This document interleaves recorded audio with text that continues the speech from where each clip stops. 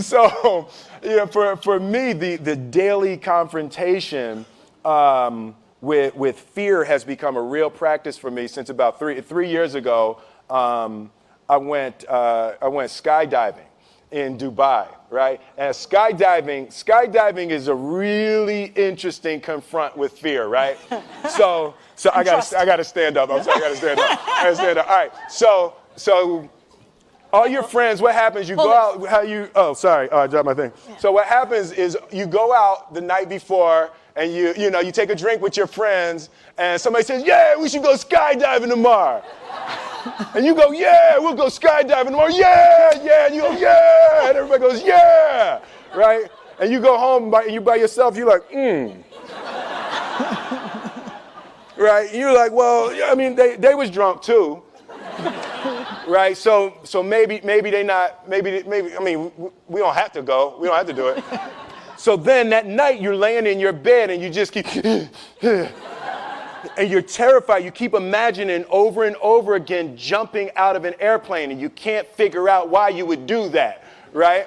And you're laying there and you have the worst night's sleep of your life, but you still have the hope that your friends were drunk, right?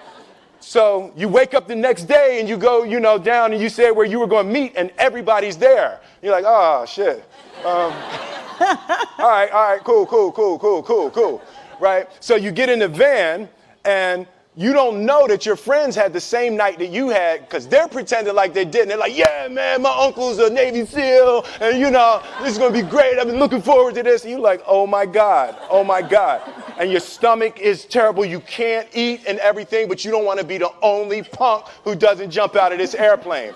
So you do a thing, and what you do is your first jump, you're attached to a guy who is going, he's going to walk you out. So you go and you get there and there's an airplane and nobody's stopping. Everybody's still going.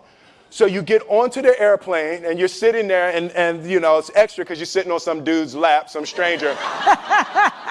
You're sitting on his lap and it's like, you're trying to make small talk. Yeah, man. So you be jumping with people all the time, huh?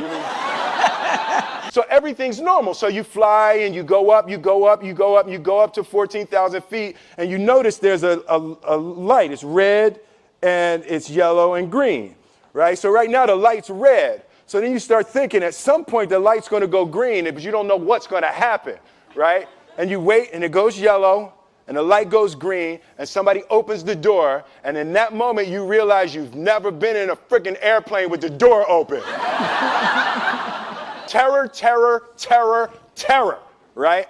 So you go, and then, if you were smart, you sat in the back so you don't go first, right? And then people start going out of the airplane. And you go, and the guy walks you up to the end of the thing, and you're standing, and your toes are on the edge, and you're looking out down to death. And they say, on 3. And they say, 1, 2. And he pushes you on 2 because people grab on 3. Right? Right? And you go,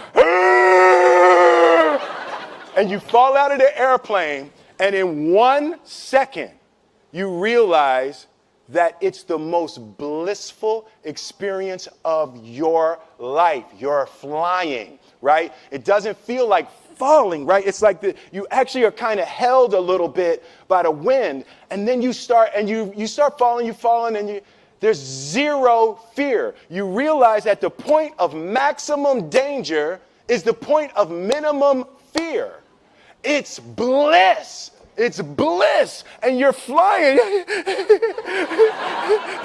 right? And you're doing that, and then 20 seconds, 25 seconds, 40 seconds, and you have enough time to just kind of be like, oh, shit, that's that building. I saw like that one.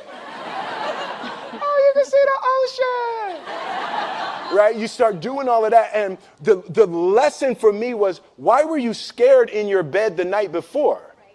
What do you need that fear for? Just don't go. Why are you scared in your bed 16 hours before you jump? Why are you scared in the car? Why could you not enjoy breakfast?